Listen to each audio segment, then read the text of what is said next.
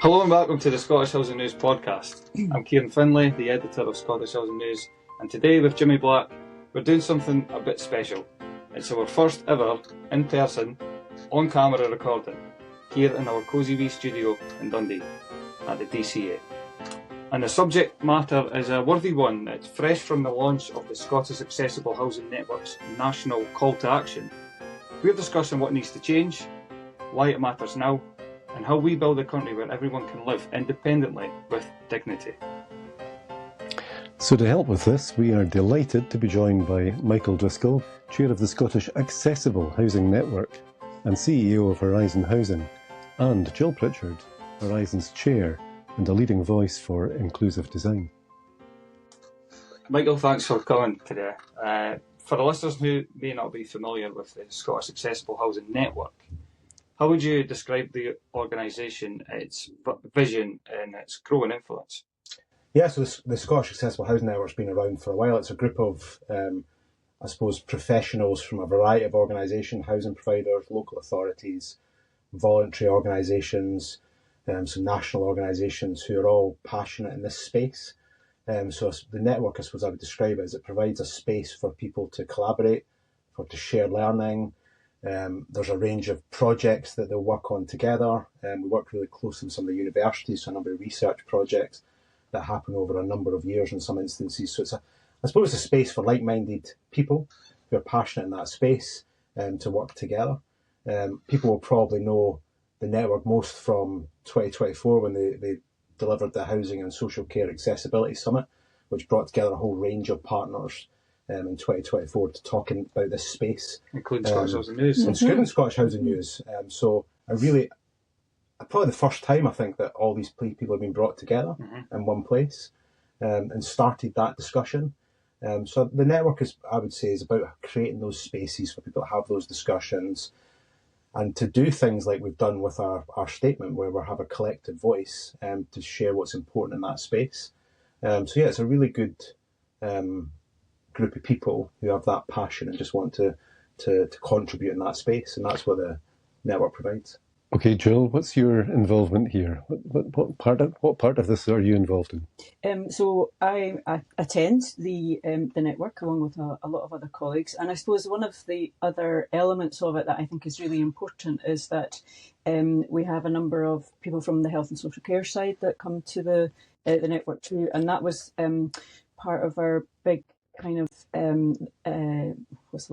aim in terms of the housing and social care summit that we had, because a lot of the time I think we feel in housing that we're kind of talking in an echo chamber and we're talking to a lot of other housing colleagues, and we really want to emphasise, and part of what I hope we can maybe do today is really emphasise the role that housing plays in that much wider agenda of health and social care provision, and particularly in terms of the early intervention and preventative agenda, which is huge at the moment for all countries, but is definitely a big priority for Scottish Government. So we're really hoping to kind of lean into that. I've read the statement, and it's of course housing's heavily influencing within it, but it's an easy read for people who are not immediately into that social housing sector. Yeah. You've described, or the call to action statement frames accessible housing as essential infrastructure. So why isn't now the moment to publish this, and what urgency are you hoping to convey? Yeah, so I think naturally it's a good time as you lead up to an election, and a lot of our political parties are thinking about a variety of different areas, and for us it's about trying to move this space up that list of priorities. You'll know across the whole housing sector, talks of housing emergencies, challenges around homelessness, child poverty, net zero. There's a lot of real big challenges. For me, I don't feel like this particular area is up there in terms of being discussed at those levels. And you'll see from the statement and all of the other bits that have been released by other other RSLs. Blackwood have released some information, as of Hanover and Beeld. There's lots of literature out there around the ageing population, independent living, accessibility.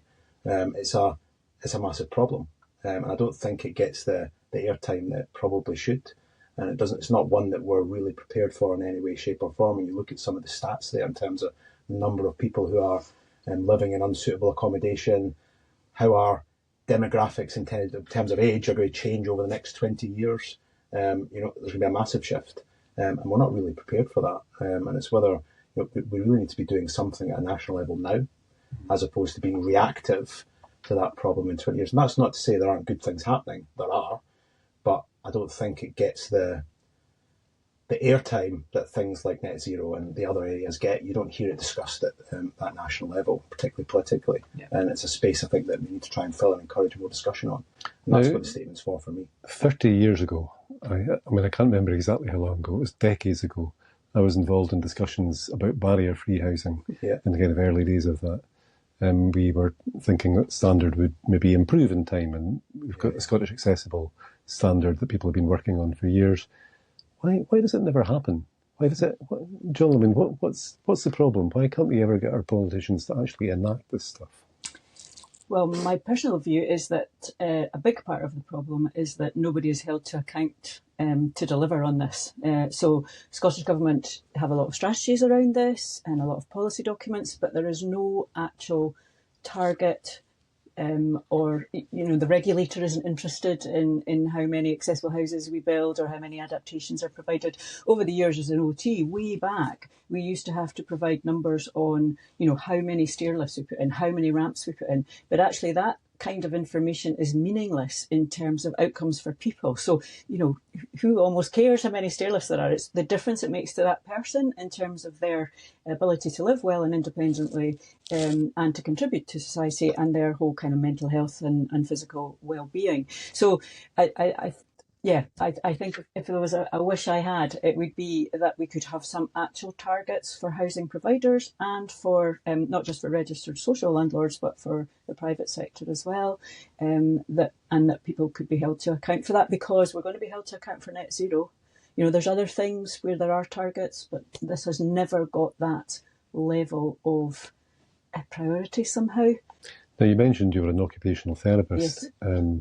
Would it be fair to say that sometimes OTs are the gatekeepers to adaptations? And is that a nice position to be in? It's a horrible position to be in. But you're right, occupational therapists are often put in the position of being gatekeepers. So occupational therapy is about absolutely putting the person at the centre, the outcomes that they want to achieve, and finding solutions, whether that's equipment, adaptations, rehabilitation, different techniques of doing things, or rehousing, whatever, and tech, and wrapping that around the person. But then what has tended to happen in all my 40-odd years of being an OT is that the people that are making the decisions about policy in terms of what we provide, how much a budget there is, are not occupational therapists. There are people higher up in social care and housing who are not so invested in this agenda. And so they put limits on budgets and what we can do and what we can't do. So my occupational therapy colleagues go out and do their best to do an assessment, make recommendations about what's needed, but they're not always able to provide that. So we'll move on to the call to action and kind of break down some of the priorities. One of them, as you said, was to set a national target for accessible housing. What would that look like in practice? What kind of things would be on this list? I suppose there's a step before then, in actually understanding the demand. So you'll see there are figures in a variety of different places around the need for accessible housing or the ageing population. But actually, do we really know what's currently out there in our stock across Scotland? What levels of accessible properties do we have available? That are suitable, and what stages are those at? To try and then I suppose identify what you would want to put in place to meet the need that's there based on what you currently have, and what also is deemed to be accessible. Because you'll I've gone to a number of sessions, and I suppose just to follow what Jill said, there's lots of good work that goes on in this space in pockets, and that's great. And you could probably go to loads of different organisations and see really positive stuff. But that tends to be done in isolation amongst small groups, as opposed to a coordinated strategic approach at a national level. I think that's what the statement's about, and all the other statements you've seen from different RSLs are around that national picture and trying to pull all that together. There's lots of positive work, but it's not done through a national lens, and that we do it strategically, collectively together. I think in terms of targets, it's about understanding what we currently have. We know roughly the need. We know how the population's going to age over time. We have details in terms of disability and people who are on housing waiting lists, etc. You've got the private sector space where people have even less knowledge, where a large chunk of people, either now or in the future, as we all get older, are going to live. And understanding that demand and trying to pull those two together.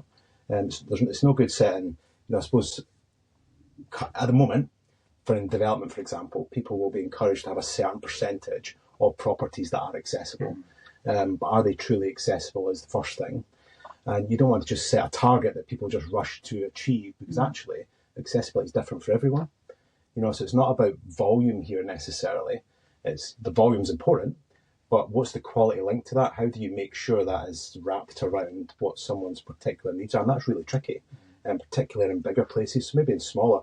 So I worked in Argyll, and I've seen really good examples of that happening in smaller spaces, where over a long period of time, they will plan for a particular family in a smaller area, knowing that need is coming. And they can do that. On a smaller scale, I think that can be done. But on a larger scale, you move into bigger places, it's more tricky. So I think that's why I say there's pockets where you see really good practice, but nationally there's a much bigger discussion around what would those targets look like. I don't have an answer to it, because a whole range of people who will have input to that and what that might look like. And accessibility is one part of a much bigger picture.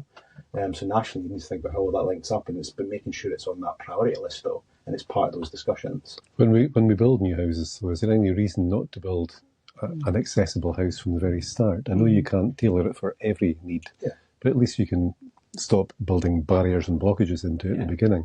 Yeah. This may seem like a daft question, but why do we still build semi-detached houses for social housing? Is there any reason for doing that when we could build flats that are more accessible?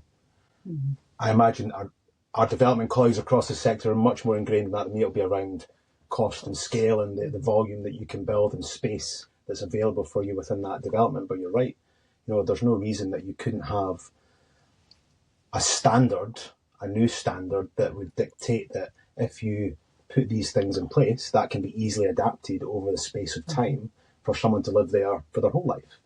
As opposed to, if you look at some of the older tenement blocks that we have, there's just no chance. That wasn't thought about when those were built. And we still have, whilst it's improved, there's still a gap there in terms of could we do that better? But it's not just about, we all talk about new build a lot, we've also got all of our existing stock. How can we do better in terms of retrofitting things there? But it requires us to, the machine just turns. We need to have a pause and think, how do we stop that, and then start doing some of these other, thinking about accessibility and mainstreaming it into some of those other areas, which is a word that Jill will use often. I've stolen it from Jill. I know. That was good. That's what I was going to say. Into things like your asset management strategies, your investment programs, as well as what you're building that's new. But of course, that all comes, there's time, there's cost. It's not as easy as just saying, let's do it. So that's why nationally, you need to think about the whole picture. I think there is something about, it's not just about wheelchair housing. And indeed, the number of people who actually use a wheelchair indoors it's a very small percentage of the number of people that are living with long-term disabilities. However, the brilliant thing about building a house that's wheelchair accessible is there is more space, and lots of people with different disabilities benefit from more space, as do we all actually benefit from a bit more space in our homes for all sorts of other reasons. But I think there's two things that need to happen simultaneously. We need to be clear about, well, how many actual wheelchair type space standard houses do we need? But also, just as exactly as you're saying, Jimmy, is how can we raise the inclusivity standard of all mainstream houses, so that as many homes as possible can be made suitable over time for people and can be adjusted. And then there's lots of good examples of how you would do that, because part of that is about the fact that most people want to stay in the home they're in. They don't want to have to think about moving to another different special house over there. We don't want it to be so much about special housing. It's about everybody living in good, inclusive, accessible housing that's easily adaptable in the main, and it's only in certain circumstances for bespoke that people need to move. Talking of being inclusive, how important is it to include the views of people who would be living in the homes in the very early stages of design? Yeah, it's critical. And I think that's probably what a lot of housing colleagues struggle with. And hopefully that's where occupational therapists can maybe bridge that gap, and colleagues in social care in terms of that. And it's all very well, designing a house that you think is wheelchair accessible or suitable for a wheelchair user, and then a person goes in and finds all these things that are not working for them. So I think it's absolutely critical. And maybe it's something we've probably not been that good at doing on an ongoing basis, even, actually going back and saying, well, how is this working for you? Post-occupancy evaluations kind of approach. And we're probably always too busy doing the doing, and you think, well, great, that's a house that's going to be suitable for that person. So there's that individual type level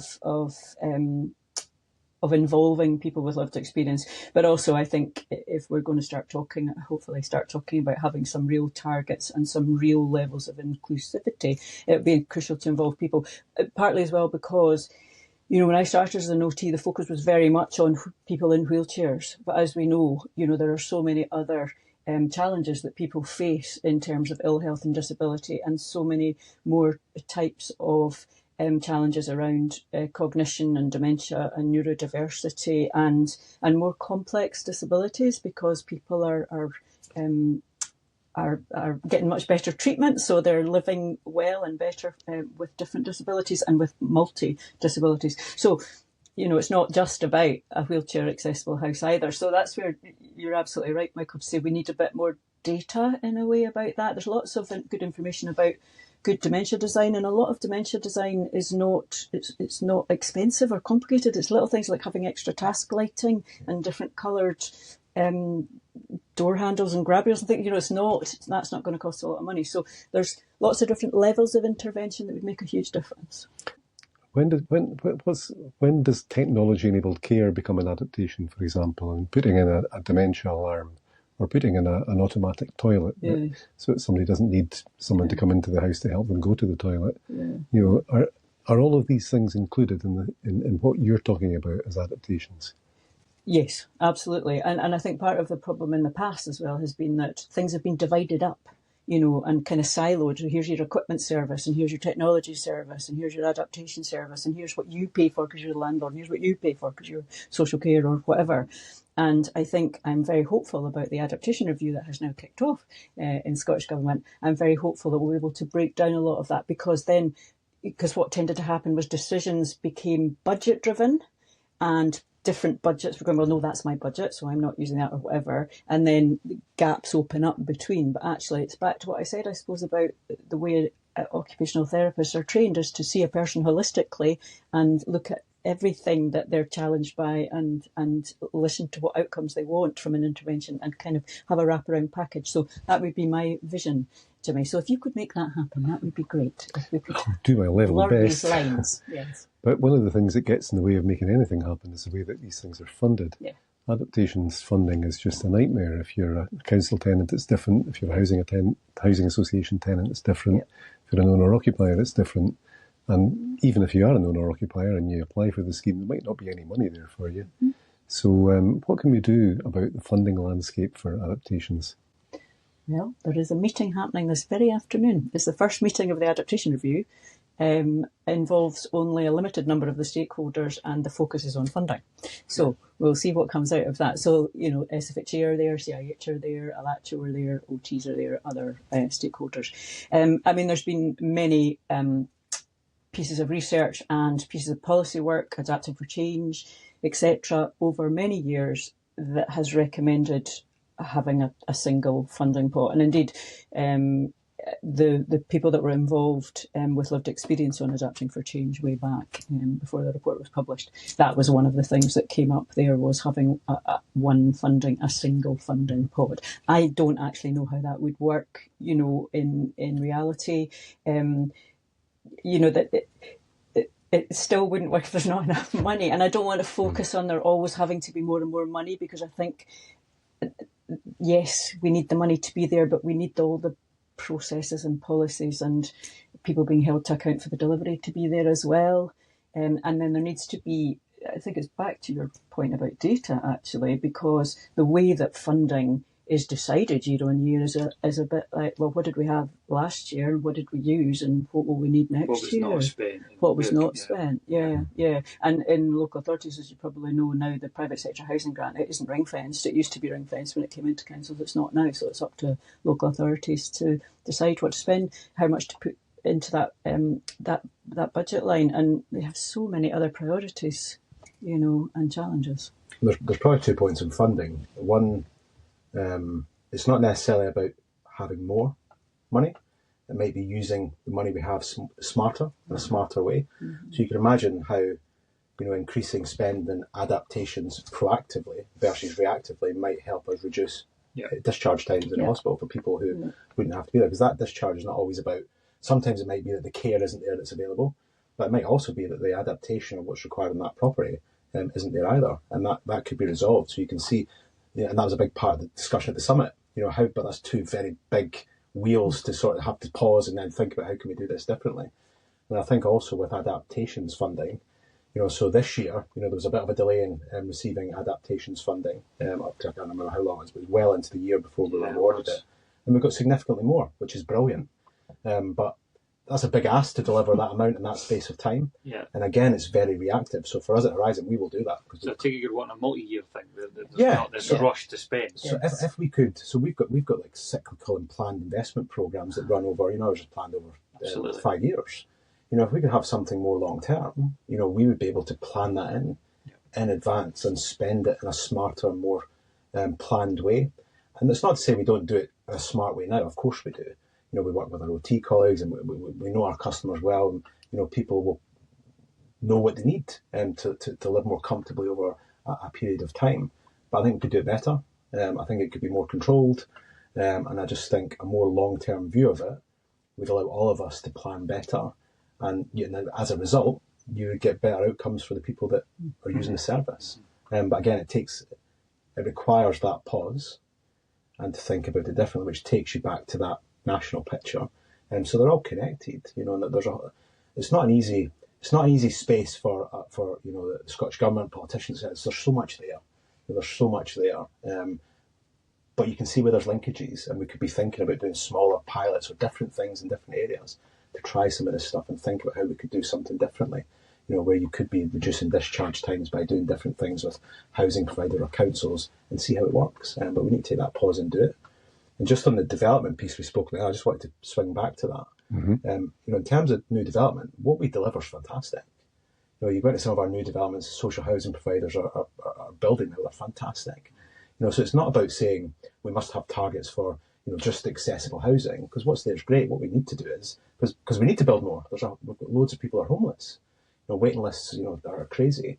So the volume is really important. So it's not about prioritising one over the other, but what we're already built, that great product we're already building, what can we do within that to capture that accessibility piece as well? Because it's great. What we're doing is great. We just how can we adjust that ever so slightly, just to make it more future proof? But yeah, I just didn't want to leave it on that, because I think the development work we do is brilliant. It's just that those little changes, I think, and could we have that think about how we can do that a little bit better and capture the challenge of homelessness, and how do we increase the level of properties that are available whilst making them fit for purpose in the future at the same time. Well, interestingly, if you're wanting a council house nowadays in quite a number of towns in Scotland, in Dundee, 75% of all of our houses go to homeless people. So you could almost begin to argue that the only way into a council house is to be homeless. And that's not going to be good for people who are stuck in hospital or waiting for a discharge, who maybe don't quite fit that homelessness priority, don't fit the rules. That must be a matter of concern, surely. It is a huge matter of concern. And, if anybody ever manages to get some money out of health into housing, because it's just, again, as Michael has said, if people are stuck in hospital because there isn't a home for them to go to, then that hospital bed is costing an awful lot more money than it might cost to actually find a house that's accessible for them. So, yeah, we're in a competing environment there, in terms of, just as you're saying, the challenges in terms of homelessness. And then we have, there are more and more people who are in the homelessness system who have disabilities now as well, and who are older and have particular challenges around that. So these things are coming together as well. So we need to treat things more holistically. I think social housing is one part of the market. There's the private sector is another massive part. This is what I was going to say. I was listening to the organisations that Jill was rattling off about who's there, and please, I'm not saying that you're saying they're not there, but I didn't hear the Scottish Association of Landlords. They are there, actually. Great to hear. So And John, is there? John Black. Yeah, John Black. And Volume House Builders. Are they represented? Well, I know. I don't know. And that would be what I would be saying if I was at that meeting. But unfortunately, I'm not there. Absolutely, Because it's. I think it's very much one thing, a social landlord being in charge of a build, bringing a contractor and telling them what to do. Yes. If there's talk here about 10-year neutral adaptations or a standard. That'd be great to see them there. That would be great to see that. I mean, what you see in some, so there is progress in the private sector, and if you go on some of the search engines now, you'll see some where you can filter by accessibility. You'll be able to do it, not on all, but some you'll see that space. So there's progress there. Yeah. One of the discussions I had with someone recently at an event was, if you wanted to purchase a home, but you needed a home that was accessible or had certain things, in the private developer field, I'm not even sure how you would find that.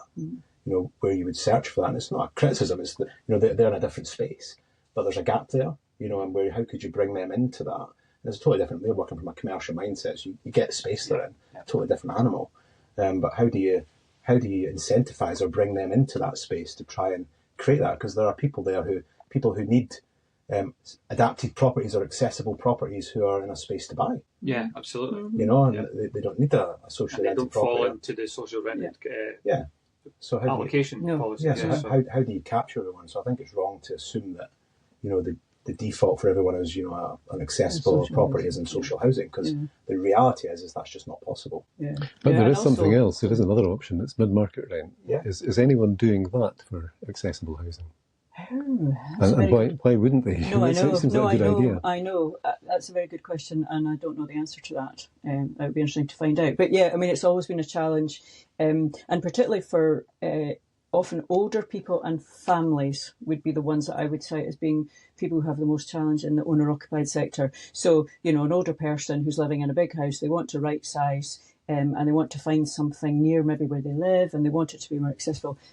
Trying to find that. I mean, I know because I've been involved with friends trying to find that kind of accommodation for their parents or whoever, and that is hugely, hugely challenging. And often, an estate agent will say it's accessible, but you get there and it's like on a hill with 3 steps at the front door that could never be ramped. So it comes back to something you said earlier. I think, Kieran, is about we don't have an agreed standard of what accessibility We don't have one means. For affordability, so... No, I know. We call ourselves affordable housing sector. That's right. And we've tried, to pin that down, and we have lots of ideas of how that would work, but wouldn't that be great if that could be something we could tackle nationally and have an agreed standard? I mean, that would be a huge step forward. I think a baseline would be really good. A minimum accessibility. And feed into design standards that landlords would have. But again, it's okay for Jill and I to say that, but our colleagues who will be working in development and understand the costs and the challenges in that space will also have a contribution there in terms of, is that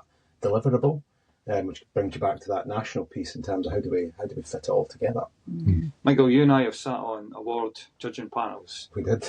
And Jill, you may have done the same, but where accessibility for its own sake is often seen as, well, it's not a category worth entering, or it's not a popular category, shall we say. Despite many great developments, I would say, being worthy of celebration for the sake of accessibility on its own. So how do we shift the narrative so accessible housing is seen as mainstream and not niche? For me to say that? Yes, you start. Okay. So I think, for us, we sponsor the Excellence in Accessibility Award with the CIH, which we introduced last year. And we do the same with the Scottish Home Awards, which is predominantly our developer partners. Yeah, so was that part of the thinking as well? Yeah, so it covers 2 spaces. And I suppose for us, that's about, it doesn't take a massive amount from us to do it. We provide a space for people to share the good practice. So there are people out there who are going that extra mile and doing really good stuff in that accessibility space. And it gives them the opportunity to celebrate that and be rewarded for it, whilst others can hear about it. And if that, if it means that someone at that awards or who's judging or who's attending sees something and it clicks in their head 6 months later when they're looking at a plan or a development and then they do something differently brilliant. I think it's sometimes you want the 20% win. There's these little 1%, that build up over time. And I think that is one of those, where you've got a large group of people. So we spoke about private developers and how are they involved in that space. Well, there's an award there, and I know it's a small thing. It's a 1%. If they might be discussing it or they have something and they think, oh, there's an opportunity for us to to receive recognition for that, which is really important in that space, then great. So it's all these little 1%, and how those build up as opposed to maybe tackling that much bigger challenge in a one-off. So those are, I think, really important for us. And again, it's about creating that discussion, and in the hope that, as the summit did, in the hope that people will go away and either immediately or sometime in the future, however long that might be, that something will twig that they've heard or they've read or they've seen, and it will result in a change in approach for a particular project or something they're doing in the future. And I suppose that's what the statement's about in part, and the summit was about, and the awards are about creating those spaces. Now, we've talked a bit about lived experience being important in the design of housing. I think it might also be important in achieving change. Do we have a lobby which is made up of the people who need the adaptations, if you like, people with the disabilities? Are they speaking up for themselves? Do they have a way of getting their voice heard? Well, I'm certainly aware that the cross-party groups in the Parliament, because I've been to the one on disability that Jeremy Balfour chairs, they have a lot of representation from different disability groups. What kind of impact that makes, I'm not sure, to be very honest. I do happen to know that the Purple Poncho Drama Group, which you may have heard of, was at Have you not? Have you not? No, you need to interview one of our old board members. Yeah, you need to interview the Purple Ponchos. They were at the Parliament recently. Chris was there. Was he there? Yes, I Okay. emailed Chris because I'd heard about it on Radio Scotland. So Is this Chris Beard? yeah, So I remember him from the social care. yes, because he spoke at the Yes, summit. Chris is brilliant, and so are his colleagues that are involved. So I think that's maybe the other person I heard speaking on Radio Scotland was from Inclusion Scotland, I think. So they have quite a voice, I think. But the Purple Ponchos were at the Parliament doing a drama around various challenges around living with disability in Scotland today. So I had emailed Chris to say, I hope housing and adaptations were mentioned. He said, oh yes, I'm sure they were. So they're a good group, and that's a really good way of kind of disarming politicians and civil servants and others with a bit of drama. So yeah, I think there are voices, but their voices are not as loud as you might have thought, actually, considering the number of people that are in that situation across Scotland where they're living in houses that are not suitable for them, or fighting for an adaptation that takes them, a year to go on a waiting list and 2 years to get the adaptation. You'd think there would be more. And it's really strange that there isn't. But I do think things are starting to happen at the moment, just from a number of different kind of aspects. That things are, I was saying to Michael in the car on the way up, the planets maybe are actually starting to align around some of this at the moment. And we've got the ISPA project, of course, which you're probably aware of, that Vicky McCall's leading on, the intersectional stigma of place, age and disability. And they've got a huge, so that's a 5-year research programme with all sorts of really great projects going on, including their peer researchers and, lots of people across Scotland and other parts of the UK, actually, disabled people with lived experience, keeping diaries about some of the challenges around different themes. So I'm hoping that some of that will impact as well. There are loads of pockets going on, in that space. Yeah, but we probably all agree that generally, whether it's tenant involvement or, service user involvement in different spaces, we could probably do better at it across the piece, couldn't we? Yes. Taking that pause and getting people involved. But there are good examples in pockets. Don't ask me to recite the various groups, but that I'll see as you go around different spaces where that's happening, either in organisations or within national groups. But definitely one we could probably do better. So we're rounding up the episode now. Jill, quite easy question for you. What's the one change, policy, cultural or practical, that would have the biggest impact? Well, can I only have one? You can have mine, Jill. I've never really given it that. Yeah. Well, one of the things that I would love, so this is more on the adaptation side, so that obviously impacts across, because as Michael says, the whole retrofit, most of us will continue to live in houses that are already built today, not new developments. So if I could have one thing on the adaptation side out of this adaptation review, it would be a national minimum framework of provision of adaptations and all that entails, as you said earlier, Jimmy, for Scotland, so that we get away from I hate the postcode lottery thing, but get away from the fact that people get a different service depending on where they live. So I would like a national minimal framework, and I would like everybody who delivers on that framework to be held to account for delivering. And the other thing I would like, and I don't know how we do this, but I think part of why this has not got the the focus that it should have had over lots and lots of years is because people think this is about other people. They don't think it's about them or their father or their sister or their child or whatever. They think it's about somebody else. And it's often only when it comes close to home that people actually pick up on this agenda. So that's why I really like the idea of a much more sort of mainstreaming approach to inclusivity that picks up on everybody and stops it being about other people. Yeah. And also I would like somebody like George Clooney to head up a campaign. That would be very much impractical. He might listen, Jill. He might listen. He might. Anything to add, yeah? So I think for me, I joined Horizon, I've been here a year now, started January last year, and moving into this policy space in more detail. I think for me it feels, there's lots of good stuff going on in pockets, but it feels quite fragmented. I think some sort of, I know we might have had variations of this in the past, some sort of national strategy around ageing, accessibility. It's not just ageing, because there are young people who require support in these spaces, but some sort of national strategy that means this doesn't feel as fragmented, that we can attack it. We can attack and start delivering, because some people will watch the podcast here, and Jill and I are talking about quite specific areas, and we'll miss loads. There'll be loads of spaces where people think, you've not mentioned that, you've not mentioned this. Yeah. And that's totally true. These are the spaces that we've probably been involved in most recently, or aligned to the statement as well. But I think that's my consistent feeling, is there's a bit of fragmentation, and how do we pull that together? And I think that has to come at a national level, because there are, a housing emergency has lots of sub-emergencies within it. And how do we respond to that collectively? Don't ask me what that looks like or how you would do that, because it's a massive task. But it feels like now is the time to think about trying to do that, so that that aligns to funding, delivery, partnerships. Is there a smarter way to do this stuff and align delivery so that we're getting better outcomes in the long term? We're quite reactive in a lot of spaces, I think. Maybe the new agency, More Home Scotland, or whatever it's called, might be the answer to your prayers. That could be it. No. What's next then for the Accessible Housing Network following this report launch? How can, if there's listeners here, professional members of the public, how can they support, get involved? Yeah, so people are more than welcome to join the network. They just get in touch with me directly, and we're always looking for new people to get involved. I think for the network, a large part of the work we did this year was about obviously creating that collaborative space, and a range of discussions and project. The ISPA work that's been done by Vicky McCall features quite prominently in there. And we usually develop a sort of delivery plan over the year around what we're going to do in the year moving forward. So we'll develop that over the next few months, think about what we want to be doing over the next financial year and what's important. But I think for now it's about, I suppose, collectively sharing and supporting the statement we've put out. It's not just ours.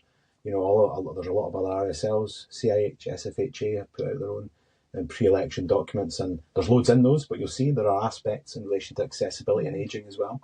So the discussion that probably wouldn't be there 3 or 4 or 5 years ago. It's in there, and some of the key priorities. So the space is opening up.